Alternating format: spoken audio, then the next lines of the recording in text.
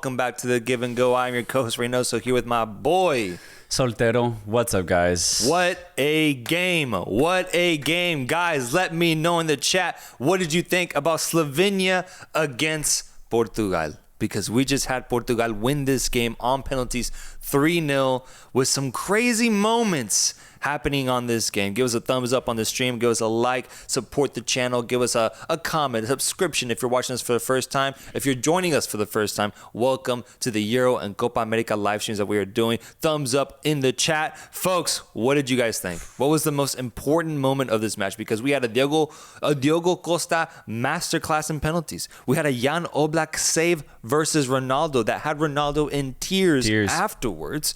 And then we also had a Benjamin Sesko opportunity that could have lifted the Slovenian team to absolute greatness. An opportunity that I think will haunt that man genuinely for the rest of his life. He's not sleeping tonight. He's going to have nightmares all night long. I actually feel really bad for Šeško. But I thought it was going to be Jan Oblak who had the last laugh in this match, getting that really good penalty save against Ronaldo. But no, it was Diogo Costa with a masterclass in shot stopping, getting 4 huge stops. 4 of them won the Benjamin Šeško's chance with 5 minutes left in extra time, and then 3 back-to-back penalties, where Portugal winning 3-0 in a penalty shootout. I haven't seen that. I don't know if ever, maybe one time in my entire life. So Diogo Costa getting a huge moment that, to me, reminds me of Yassine Bono having that really good penalty shootout against Spain in the World Cup. Very similar. Very similar. And I heard the commentators compare that Šeško save to Kolomuani's shot against Emi Martinez in the World Cup final, because it really could have shifted so many things. We could have seen Ronaldo get kicked out if Šeško finishes off that opportunity. And Pepe, who's going to be the most thankful man on earth today after that woeful mistake where he let the ball go and Šeško got on it, that he absolutely saved him. And you could see in the final scenes, he was hugging the shit out of Diogo Costa after the way he saved him and his team and his country with his performances. Incredible performance from Diogo Costa, but Šeško, bro. Could he have done better?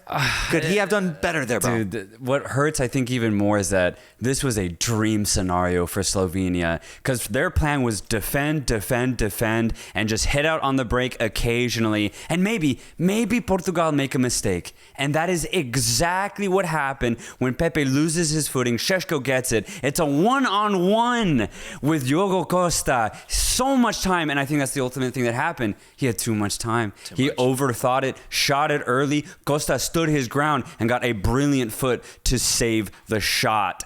But Šeško's got to finish, man. He's got to finish. Costa comes out really early. He could dribble around him. He could pop it over the top, pick his spot, but he rushed a blood to the head, and he just elected to shoot it as quickly as he could, and it was the wrong decision. But Šeško, man. I've seen him take better shots from long range. I think that might be his area of expertise. Dude, he maybe one-on-ones aren't his thing. Maybe he prefers to shoot it from outside the box, because the way he strikes the ball is incredible. But on these one-on-ones, he had one in the first half where he couldn't get a good shot on it either, where he outran Pepe, and he had a really good opportunity, but just completely scuffed it in the box. Maybe it's just not his thing, bro. It's not his thing. Maybe it's not his thing. And so, but it should be, man. It should be, because he had such a good season at Leipzig. This, I said in the preview for Slovenia, is that this is Šeško's chance to prove himself on the biggest stage of his career, and he fluffed it. He fluffed the moment, and now, low-key, this is the last thing I remember about Šeško for a while, so it's just not good. It's not good. And kind of staying on that topic of, you could say, bad finishing or, missing opportunities, let's talk about Ronaldo. I would like to talk about Ronaldo, Cristiano Ronaldo, because I'd like y'all's interpretation of what we saw today, because obviously it's Cristiano Ronaldo, one of the GOATs of the game. So popular, so prominent in the game and in the sport. But his approach to the match today was very interesting, as he was starving and in desperation for a goal and seeking that goal through every single opportunity that was presented to them. And I mean every single opportunity, bro. Like the fact that he was attempting a free kick shot from the left side of the field, hoping to make it like prime Cristiano Ronaldo did for Manchester United, was nuts, bro. And they're absolutely scuffing it and skying it, right? In the process. Taking like 3 more free kicks as well, going for every header opportunity. My question to the chat and to you is, was his desperation, was his seeking out for a goal shameless today, or was it admirable? Because we understand how strikers think and how they play, but the way he was going about things, getting a little selfish at times, not letting anyone else take a free kick, for example, is it shameful or is it admirable? Oh, man. I don't know if I want to go online here and say it's shameful, bro. You're setting me up for something crazy here. But what I will say is I'm not surprised. I'm not surprised by Ronaldo's kind of behavior because he's been like this for a while now, and this is how his career ended at Manchester United in the second stint. It's just a lot of complaining, a lot of disagreements, and a lot of trying to be in the spotlight. It makes sense because, he goes to Saudi Arabia and he scores 30, 40 goals in a season. He's still got it. He's still that guy.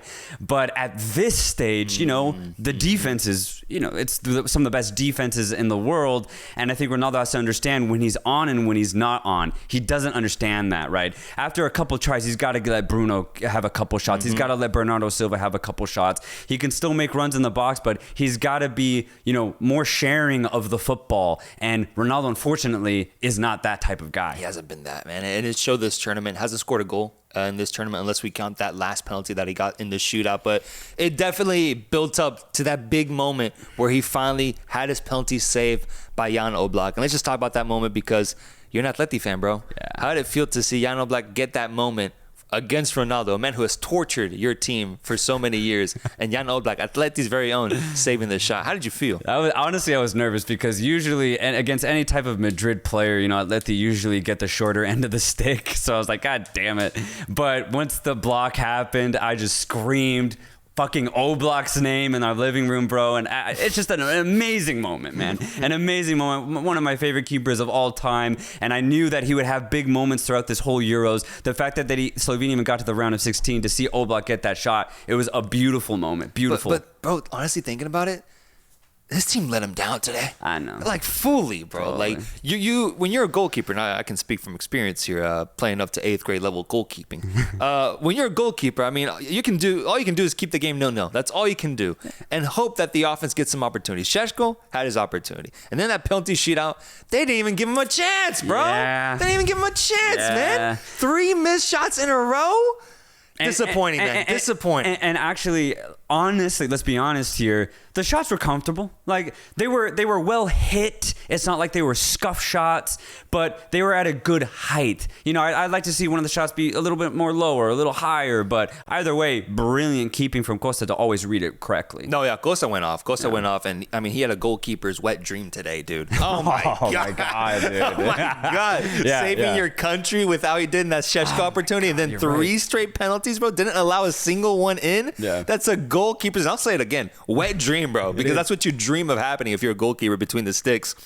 Last thing I want to touch on is for Ronaldo specifically.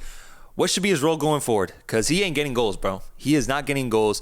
Is it so much so that he should get benched in the next game and have Gonzalo Ramos step in, for example, or Diego Jota maybe drifting more centrally? Or should he be getting subbed off at the 60th minute? Or do you die with the Ronaldo experiment? Do you just die with it? He's giving you so many good moments. He's carried you to a Euros 2016 title. Do you just die on this over Ronaldo and just see what he can do? Because there's always that potential. There's always that chance he goes off in a game in that same way that he's done for so many years. What do you do with Ronaldo? Chat, let me know.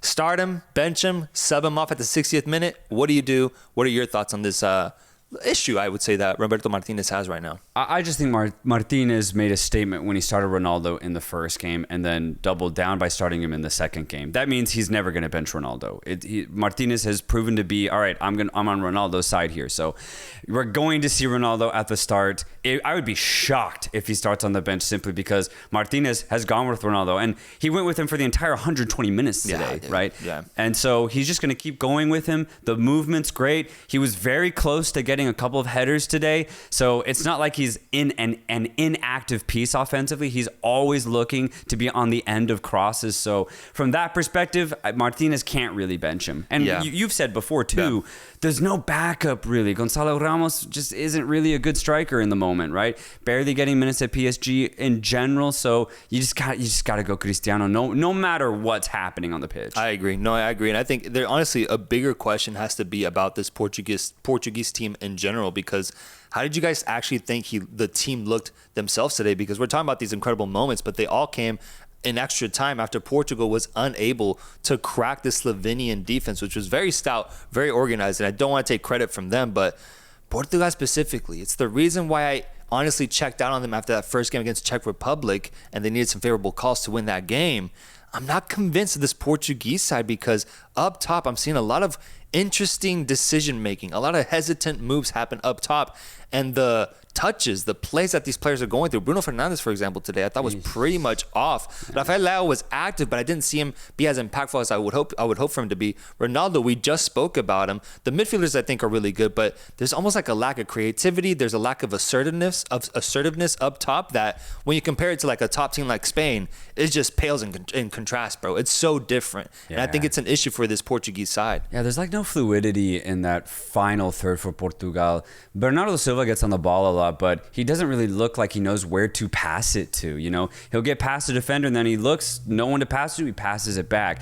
And it's not even his fault. He's getting good touches on the ball. And then Fernandes today, he was a little sloppy today, and he's just kind of been a bit sloppy this tournament. So I think for him too, it seems out of his element when he gets into the final third. I don't think they have a real plan of what to do. And you compare them to teams like Germany and Spain. Like if they have off games, you at least see the idea there, you know. But for Portugal, Cancelo gets on the ball, he gets a little too individualistic. And then you said Rafael Leao, I agree, he looked good, but he doesn't really do anything. Like if he gets past a player, there's nothing else that happens for Portugal. So they just seem like they lack a lot of fluidity going forward. I agree.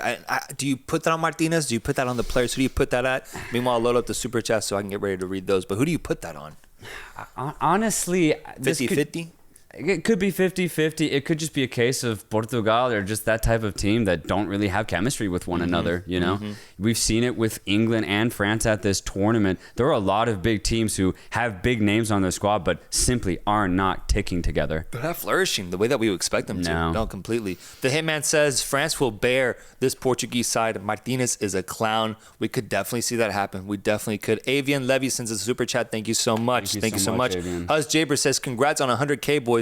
What games today? And then the Reynoso emoji. Thank you so much, brother. I think I saw on Instagram that you're traveling, so enjoy your trip. Guys, give us a thumbs up on the stream as we read some more super chats. Give us some thumbs up, please. Abraham says, Weckman wouldn't have missed that penalty. Just saying. The fact this dude appears every fucking stream now, man. Oh my God, it gets my blood pressure up. Hasbik says, Slovenia spent all their attributes on defense. Well, let's also say, though, Slovenia had a masterclass in defending today. And I think that's also a reason why Portugal is struggling, because the defense that they had to face today was pretty much perfect. And actually, they were perfect because even the penalty was a little soft, too. So, I mean, specifically, Drkušić, Bio, Karičnik, oh my God. Like, if I'm scouting this team from Slovenia, I'm just getting their entire defensive line because they were incredible today. They didn't give Portugal an inch. And they got a pretty good goalkeeper back there, too. Pretty good goalkeeper. No, I agree. Anthony Garcia says, if Slovenia had 5 Maguires, they would have won. I mean, but what we saw today was pretty much a perfect performance defensively with how they shut down Portugal. So I appreciate the joke, but I actually think Slovenia was great defensively. Taco says, desperation was lame. This Portugal versus France game going to be mid, low key. Pepe, CR7, and Martinez definitely blowing Diogo Costa for saving the nation. That's a fun question for the chat. Who's most thankful at the end of the day? Is it Pepe, is it CR7, or is it Roberto Martinez for what Diogo Costa did? Let's do a poll. Pepe, CR7, or Martinez. Who is the most thankful man today towards Diogo Costa for what he did? Who is the most thankful man? Because Ronaldo, as we mentioned earlier, had a crazy performance, missing a ton of shots, being so active, and people could say that it was shameless, people could say it was admirable, whatever it might be. Ronaldo had a bad day in the office. And Pepe nearly gave this game away and was nearly the reason for why his team was eliminated. While Martinez has been on fraud watch for a long time, and people are ready to hound on him quick, getting knocked down the round of 16 with Portugal would have been the same narrative that he had with Belgium. Disappointing with really good teams and really good generations. So who's the most thankful man at the end of the day? Let's look at the poll right now. We have Ronaldo leading the poll at 48%, Pepe at 36%, Martinez at 15%. I would flip CR7 and Pepe, bro. I would flip CR7 and Pepe because Pepe's mistake was abysmal, whereas at the end of the day, Ronaldo for as I don't know, as shameful of a performance you saw, you can appreciate the effort. And he didn't give the ball away in the same way that Pepe did today. Yeah. I like that. But also the take on Martinez is so valid, though, because this would just solidify the idea that Martinez is a fraud coach if they would have lost this match. Yeah. Losing to Slovenia can't happen if you're Portuguese. So low key, I think Martinez is the most one that's thankful. Dude, all three of those guys must be buying him a really good dinner tonight for Diogo Costa. Get him a Rolex or something. Yeah, man. You gotta tip in for that because Costa came through, bro. Edri Navas says Portugal and Belgium are fraudulent nations. Damn, I mean, Portugal getting knocked out today in round 16. We'll talk about that in just a second. And Belgium getting knocked out in round 16 today, and Portugal nearly getting knocked out to Slovenia, but they survived. Avian Levy says Diogo definitely getting that hawk Tua tonight. Good Lord, why is Super Chat so sexual always, bro? They found her. They actually found her. Really? Yeah, she got on an interview with Brianna Chicken Fry. I'm gonna check it out after. Yeah. Yeah, I think I saw that, and she came out at a concert too. So Oh, really? She's like going on a tour right now. That's crazy. She'll be at the Euros game sometime soon, I bet. Edri Navas says France versus Portugal going to hit like NyQuil, man.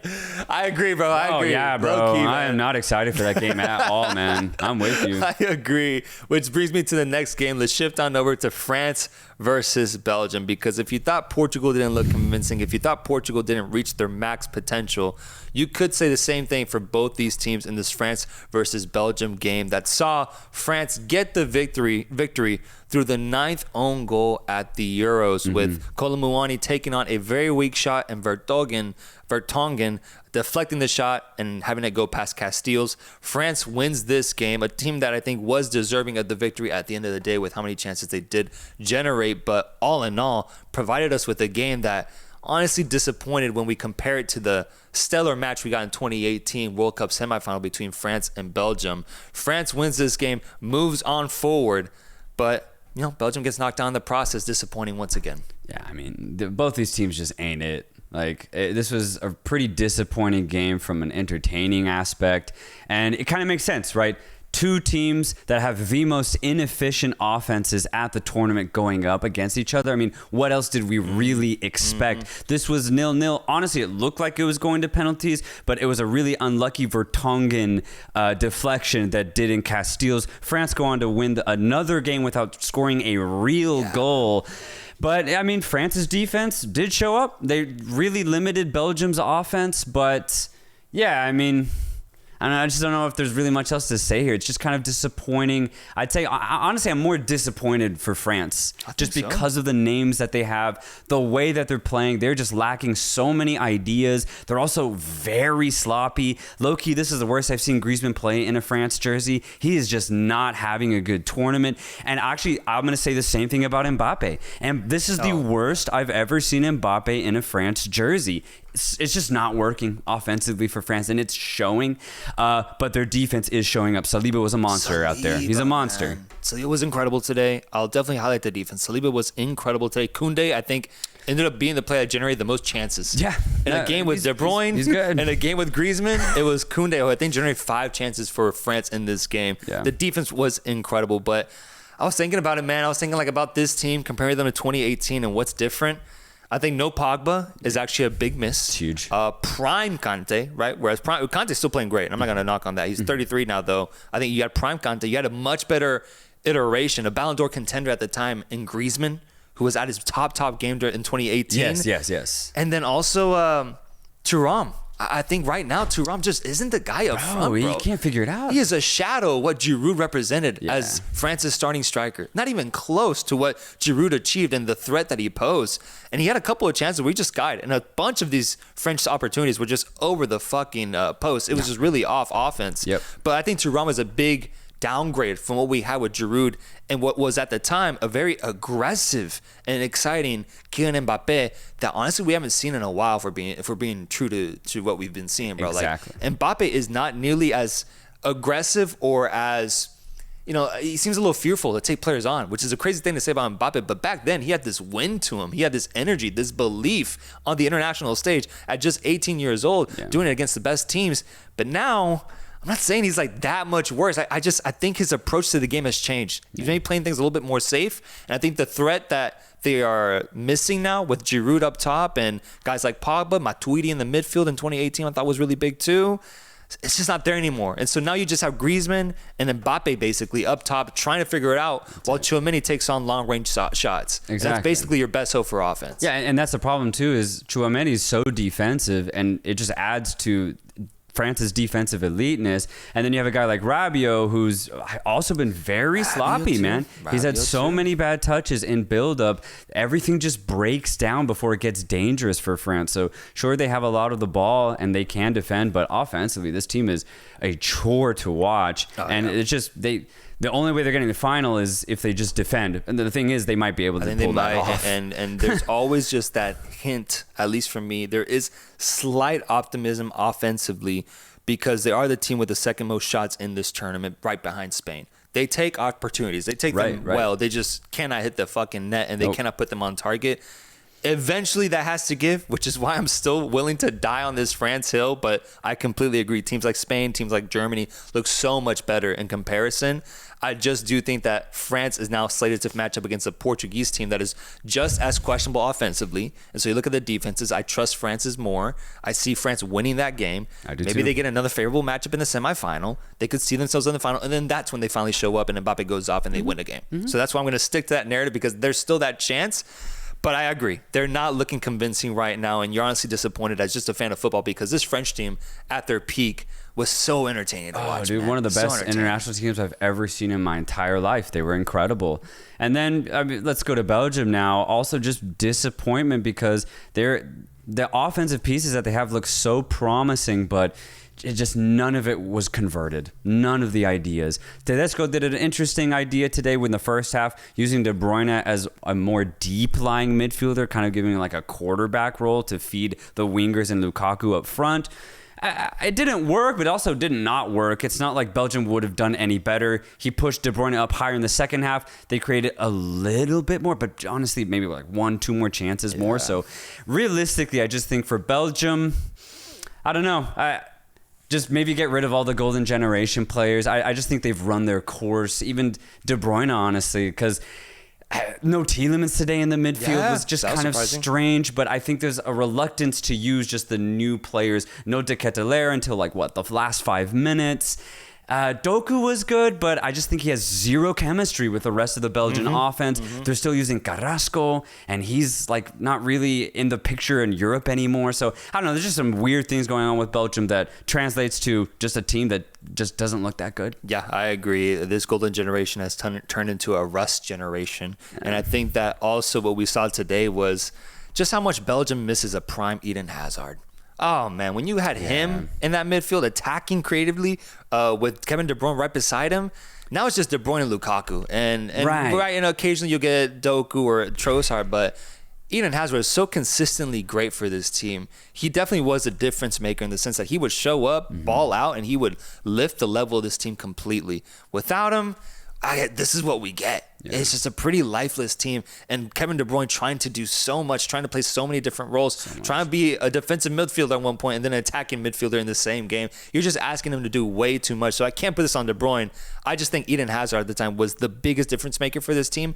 And now that you definitely don't have him, it's just you're left with the remains, which I think isn't enough to compete with Europe's best, which is what we saw today. And that brings up that point that I'm trying to make is that I think the coach of Belgium, whoever it is, whether it's Tedesco or not, they need to utilize what they actually have. De Bruyne is getting older, so he can't be your focal point anymore. You have to basically make Trossard and Doku your focal points for this team. And the thing is, at club level, we see that they are capable of leading a line. So I think if whatever the coach does in the future for Belgium, he has to utilize his actual talents that are in their 20s. But that takes being able to get rid of that golden generation. No, I agree. I think it's time for a shift for Belgium because it's been too many times over and over again where we just see Belgium get knocked out of a major tournament and we're just not surprised, dude. It's honestly disappointing. Guys, let's do a prediction. Let's do a poll.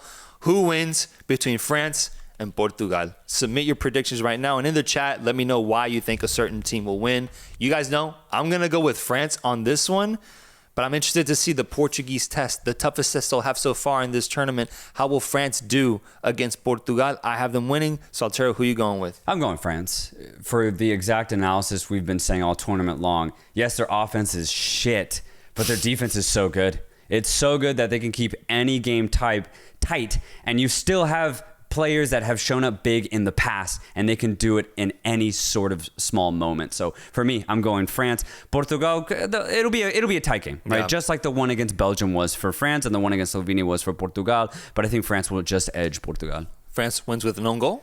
Honestly, at this point, or a penalty, probably. Pretty likely, man. Yeah. The idea of watching France versus Portugal makes me want to vomit in my mouth a bit. Jesus, man, how far these teams have fallen off, bro. Because this matchup would have been amazing at one point. Yeah. But now that we've seen the form, I actually agree. It's not going to be a fun match to watch. No. France at 54%. Portugal at 45. I agree with that. It's going to be a tight match, but I do have France edging it. Let's do daily awards. Daily awards today. We have goal of the day. Who gets the goal of the day in two matches that in regulation only had one goal, which was an own goal. I'm actually realizing while I do this. It has to be penalty that. goals. I mean, if we're gonna pick an own goal, we have bro. no choice. Let's just cancel the awards. Let's cancel the awards. Yeah. Cancel the awards. No goal of the day. No goal of the day. No goal of the day. Game of the day has to be Portugal Slovenia, right? Has to be. So that's easy. Yeah, the moments that were generated at the end of the game definitely made up for the 0-0 over the course of the 90 minutes. And also, it was fun watching Slovenia defend. It was really fun. Yeah. Kušić was a beast at the back. Yeah, easily that wins goal of the day. Performance of the day, Diogo Costa. Easy. Gave it to the man. Easy. He saved an entire nation. He saved it, man. You're right, bro. You're right. Let's look at super chats. We got some super chats from the four folks. I did say France was edging Portugal. I know what I said wrong. We have the Hitman saying France at least have a solid defense and midfield. They can win the whole thing. That's where I'm at. That defense and midfield can keep them in any matches versus anybody. And I just have that I have that inkling that maybe somebody steps up for them offensively, but I agree. Right now, it is not fun to watch. Let's do match previews for tomorrow. The last two remaining round of 16 games. Romania going up against the Netherlands. I repeat, Romania going up against the Netherlands. Do we see a crazy upset here? You know what's interesting is I don't even see this as an upset if Romania win, because the Netherlands haven't been that convincing this tournament. I guess name-wise this would be an upset, but Romania are playing really good football. If we've seen Slovakia and Slovenia keep their games very tight, Romania surely will keep theirs as well. So you could definitely back Romania to get something out of this. But the Netherlands still have really good players. Xavi Simons is very fluid. Gakpo seems to show up when he puts on the Netherlands jersey, but just the Netherlands defense seems to be a little suspect, so Romania could definitely exploit that. I'm very excited to see what happens. I'm excited to see. I'm going to go Romania for the fun of it here. I want Romania to pull off the upset against this Dutch side, but the chat has Netherlands edging this one at 52%, Romania at 49%. So tight, so close. I agree, though. I'm going to put on a yellow jersey. I don't have a Romania jersey, but I'll put on a yellow jersey tomorrow to support my Romanians because I'm excited to see how this atmosphere and crowd looks, but then also to see if Romania can deliver on this stage and see themselves in a quarterfinal facing off against the winner of Austria versus Turkey. Folks, let me know who wins between Austria and Turkey.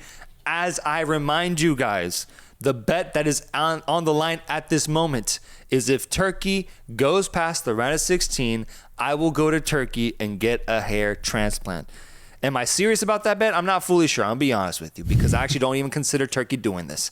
But I'm saying right now, Austria will go on and win this game very, very easily. I'm very confident in this Austrian side, and I understand the limitations of this Turkish team. So I got Austria winning, and I'm going to go full Austrian tomorrow, my friend. Oh, yeah. Austria are clearly the better team as well. I have Austria winning this. I don't think Turkey even have a chance, to be honest. I mean, they might have some few flashes with Karagioglu, Güler maybe, but Austria, they play total football. So I see Austrians getting that victory. Dude, one of my reels where I spoke about my bet with Turkey went viral basically in Turkey, and I've had two medical hair transplant clinics DM me, both with like over 2 million followers on Instagram. And like hitting me up like, yo, Reynoso, you're coming through. You know where to pop up at. Mm-hmm. I'm like, bro, y'all are way too confident in this Turkey bet. I ain't going to Turkey, bro. I ain't booking no flight. I'm good, bro. I'm good. I'm standing on business, and I'm seeing Austria get this victory tomorrow. So I'm not worried, bro. I'm not. And it looks like the chat agrees. Austria at 78% after topping a group with Netherlands and France. Makes sense, bro. Makes sense. They're one of the more dangerous teams in the tournament, and I want to see them arrive at the same level that we've seen Switzerland, Spain, Germany do in this tournament. I want to see Austria have their moment. It started off with Turkey losing. Guys, do I have any more other super chats? Are we good to go? Misa sends us $2. Thank you so Misa. much. Misa, I like that name. Guys, we're checking out because we got a big game. We got a big game coming up with the USA facing off against Uruguay in the Copa America. Reynoso already looking a little nervous, a little jittery.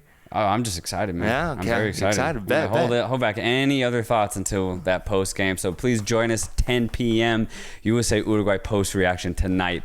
Join us, bro. That stream's gonna go crazy. Whether the USA loses, wins, or draws, it's gonna go crazy. It's gonna go crazy, guys. Thank you so much for joining this stream today. We're gonna continue talking Euros tomorrow, and make sure to comment, like, and subscribe on your way out. Till next time, guys. Peace.